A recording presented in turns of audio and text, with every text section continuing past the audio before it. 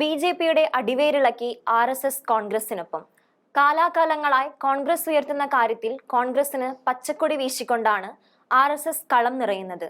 അതായത് ഒരു മുസ്ലിം പള്ളികളും പൊളിച്ചു കളയരുത്, അവയുടെയൊന്നും അടിവേരുകൾ ആരും ഇളക്കാൻ നോക്കേണ്ടതില്ല എന്ന അവസാന വാക്കും താക്കീതുമാണിപ്പോൾ യോഗി അടക്കമുള്ള പള്ളികൾ പൊളിച്ചു നീക്കുന്നവർക്ക് ആർ.എസ്.എസ് മേധാവി മോഹൻ ഭഗത് നൽകുന്നത്. ബാബരി മസ്ജിദ് പൊളിച്ചു നീക്കി എന്ന് കരുതി എല്ലാ പള്ളികളും പൊളിച്ചടക്കി രാജ്യത്തിന്റെ സ്വസ്ഥതയും സമാധാനവും നശിപ്പിക്കേണ്ട എന്ന ആർ.എസ്.എസ് മേധാവിയുടെ തുറന്നു പറച്ചിൽ കാരണം അടികിട്ടിയത് മോദിയും ഹിമന്തയും യോഗിയും അടക്കമുള്ള വർഗീയ വിദ്വേഷം വിളമ്പുന്നവർക്കാണ്. എന്തിനേറെ പറയുന്നു, മതന്യൂനപക്ഷങ്ങളെ വളരാൻ അനുവദിച്ചാൽ രാജ്യത്ത് ജനാധിപത്യവും സോഷ്യലിസവും മതേതരത്വവും അപകടത്തിലാകുമെന്നാണ് കേന്ദ്ര ഗതാഗത മന്ത്രിയും മോദി മന്ത്രിസഭയിലെ നാലാമനുമായ നിതിൻ ഗഡ്കരി പറഞ്ഞുവെച്ചത്.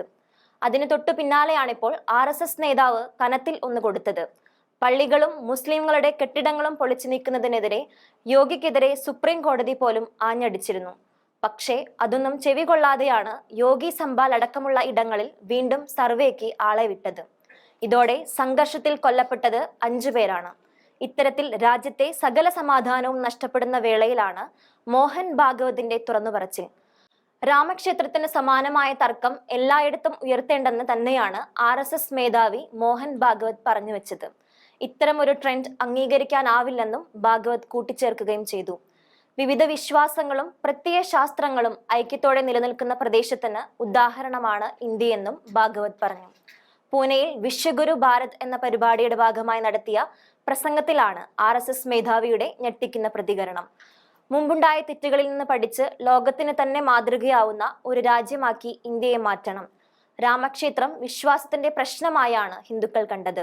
അത് നിർമ്മിക്കണമെന്നും അവർ ആഗ്രഹിച്ചു എന്ന് കരുതി പുതിയ സ്ഥലങ്ങളിൽ തർക്കം ഉന്നയിക്കുന്നത് അംഗീകരിക്കാനാവില്ല എന്ന് തന്നെയാണ് ആർ.എസ്.എസിന്റെ അജണ്ട എന്നാണ് ആർ.എസ്.എസ് മേധാവിയുടെ വാക്കുകളിൽ നിന്നും വ്യക്തമാകുന്നത്. സമൂഹത്തിലെ ഭിന്നതകൾ പരിഹരിക്കുന്നതിന് പഴയ സംസ്കാരത്തിലേക്ക് മടങ്ങുകയാണ് വേണ്ടത്.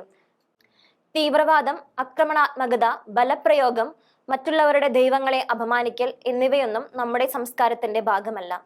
ഇവിടെ ഭൂരിപക്ഷവും ന്യൂനപക്ഷവുമില്ല. നമ്മൾ എല്ലാവരും ഒന്നാണ്. എല്ലാവർക്കും അവരുടേതായ രീതിയിൽ ആരാധന നടത്താമെന്നും മോഹൻ ഭാഗവത് കൂട്ടിച്ചേർത്തു. ആരാധനാലയങ്ങളുടെ പേരിൽ രാജ്യത്ത് വീണ്ടും തർക്കങ്ങൾ ഉടലെടുക്കുന്നതിനിടെയാണ് മോഹൻ ഭാഗവതിന്റെ പ്രതികരണം.